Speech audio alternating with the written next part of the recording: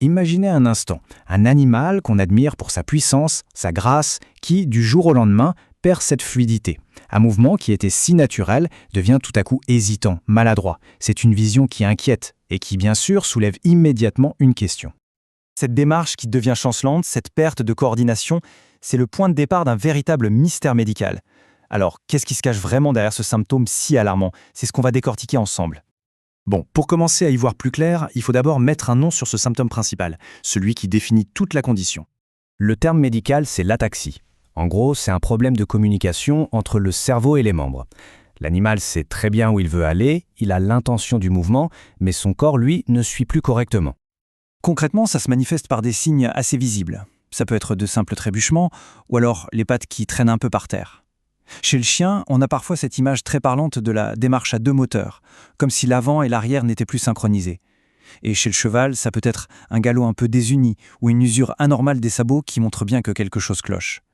Maintenant qu'on a identifié ces signes, il est temps de s'intéresser au principal suspect derrière cette ataxie, une maladie au nom bien connu, le syndrome de Wobbler.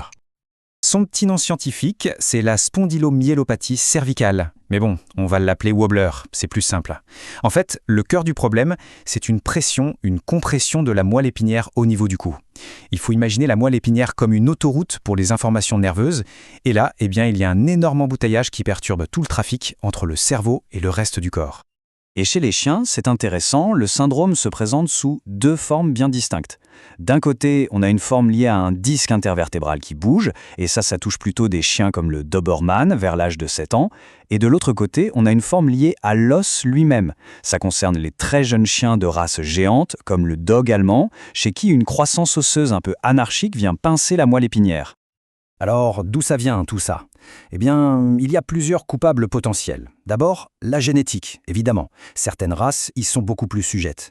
Ensuite, la nutrition, surtout chez les jeunes en pleine croissance. Un excès de nourriture peut accélérer les choses. Et puis, bien sûr, un traumatisme au cou ou même certaines infections peuvent déclencher le processus.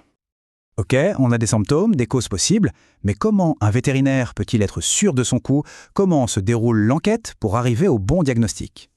Tout commence par un examen clinique poussé.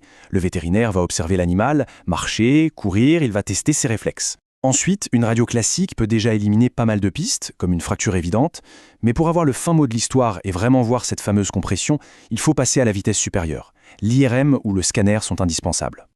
D'ailleurs, il existe un indice clinique fascinant, surtout chez le cheval. Si on manipule le cou et qu'on lève la tête de l'animal, l'espace pour la moelle épinière se réduit. Si, à ce moment-là, les symptômes s'aggravent nettement, c'est un signe quasi certain qu'il y a une compression. C'est un indice vraiment précieux pour le diagnostic. Et ce phénomène nous amène à une idée plus large. En fait, le syndrome de Wobbler n'est pas un cas isolé. Il fait partie de toute une famille de maladies dégénératives qui touchent la colonne vertébrale. En le replaçant dans ce contexte, on comprend mieux. Ce mécanisme de compression de la moelle épinière, c'est un problème qu'on peut retrouver à différents endroits de la colonne et qui va provoquer des maladies différentes mais avec un point de départ similaire. La hernie discale du teckel, par exemple, tout le monde connaît. Eh bien, c'est une autre forme de compression. Pareil pour la sténose lombosacrée du berger allemand. C'est important de comprendre ça, parce qu'une faiblesse de l'arrière-train peut faire penser à plein de choses. D'où l'importance capitale d'un diagnostic vétérinaire précis pour ne pas se tromper de combat. Bon, le diagnostic est posé, le mystère est plus ou moins résolu. La question maintenant, c'est qu'est-ce qu'on fait? Quelles sont les options et surtout, quelles sont les chances de s'en sortir? En gros, il y a deux grandes stratégies.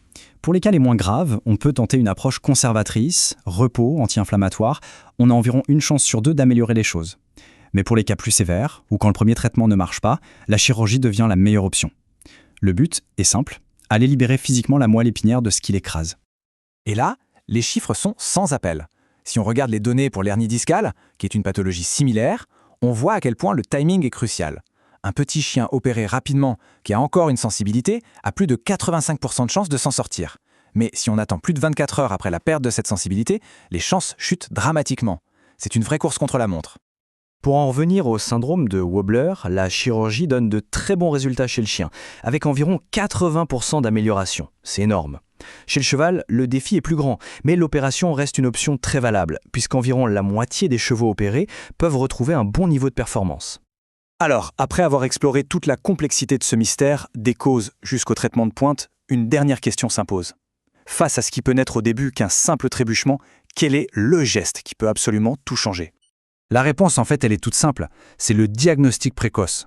On l'a vu avec les statistiques, le temps est le facteur le plus critique.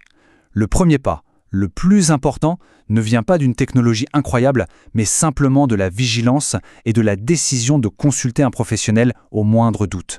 C'est cette action qui donne la meilleure chance de préserver la grâce et le mouvement de ces animaux.